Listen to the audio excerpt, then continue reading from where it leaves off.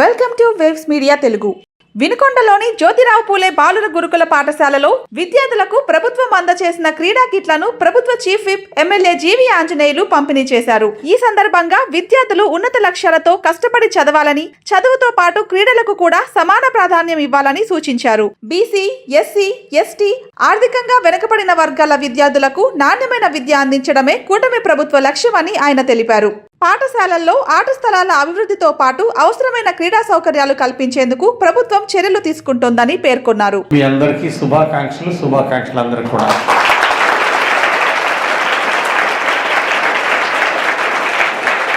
అందరూ బాగా చదువుతున్నారా? ప్రతిరోజు ఆడుతున్నారా? ఏ టైంలో ఆడుకుంటున్నారు? Evening 4 o'clock, 4 to 6. ఓకే. అన్నం సరిపోయినంత పెడుతున్నారా?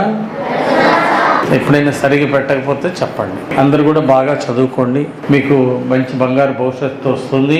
ఇప్పుడు ఈ 2 సంవత్సరాలు మన ఎన్డీఏ పాలన వచ్చినాక మరి చంద్రబాబు గారు, లోకేష్ గారు కష్టపడి పెట్టుబడులు తీసుకొచ్చారు. 23 లక్షల కోట్ల పెట్టుబడులు వచ్చాయి. ఇప్పటికి 10 లక్షల మందికి చదువుకున్న వాళ్ళకి ఉద్యోగాలు వచ్చాయి. ఈ 3 ఏళ్లలో ఇంకో 10 లక్షల మందికి వస్తాయి. అంటే మొత్తం 20 లక్షల మందికి ఉద్యోగాలు, అటు గవర్నమెంట్ సెక్టర్, ప్రైవేట్ సెక్టర్ కలిపి ఉద్యోగాలు వస్తున్నాయి. అంటే చదువుకునే వాళ్ళకి, తెలివిగల వాళ్ళకి భవిష్యత్తులో పెద్ద అవకాశాలు బ్రహ్మాండంగా ఉంటాయి మన ఆంధ్రప్రదేశ్లో.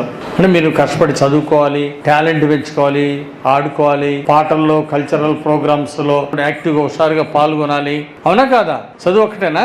చదువు ఉండాలి, ఆటలు ఉండాలి, పాటలు ఉండాలి, కల్చరల్ డ్యాన్స్, పాటలు పాడేది, మోనో యాక్షన్, ఇవన్నీ కూడా పాల్గొనాలి. అన్నింటిలో పాల్గొనే, ప్రైజ్ వచ్చినా రాకపోయినా పాల్గొనాలి.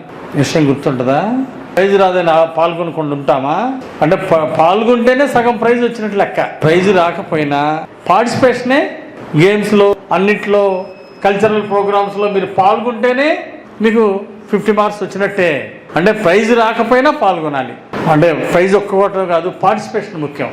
100 మంది పాల్గొంటే ఫస్ట్, సెకండ్, థర్డ్ 3 ప్రైజ్లే కదా వచ్చేది రన్నింగ్ రేస్లో కానీ ఏదైనా. అవునా కదా? కానీ పాల్గొనడం అనేది, అందరూ ఎక్కువ మంది పాల్గొంటే వాళ్ళకి అభినందనలు అనమాట. ప్రైజ్ రాకపోయినా పార్టిసిపేషన్ ఉండాలి. తర్వాత వచ్చే సంవత్సరం కల్లా మీకు రెసిడెన్షియల్ స్కూల్కి చంద్రబాబు నాయుడు గారితో మాట్లాడి, సీఎం మన ముఖ్యమంత్రి గారితో మాట్లాడి మీకు ఆల్రెడీ సైట్ శాంక్షన్ చేయించాం.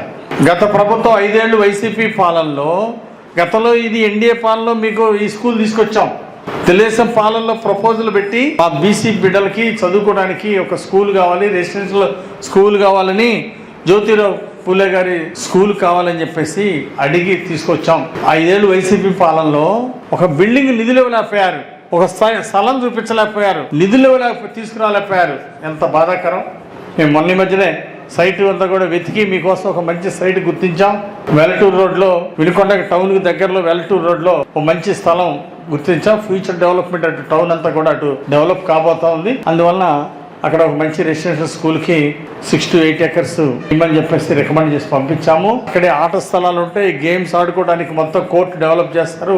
మీరు డార్మిటరీ రూమ్స్ ఉంటాయి బ్రహ్మాండంగా, క్లాస్ రూమ్స్ అన్నీ కూడా సూపర్గా. మీ అందరికి కూడా కొత్త బిల్డింగ్స్ తీసుకొస్తా. నా టైంలో ఒక మంచి బీసీ రెసిడెన్షియల్ పాఠశాల నిర్మిస్తామని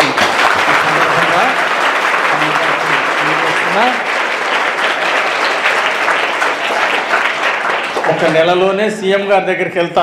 సైట్ ఇచ్చాం, ఇంకా బిల్డింగ్ నిధులు రాలేదు అని చెప్పేసి వెళ్తాను.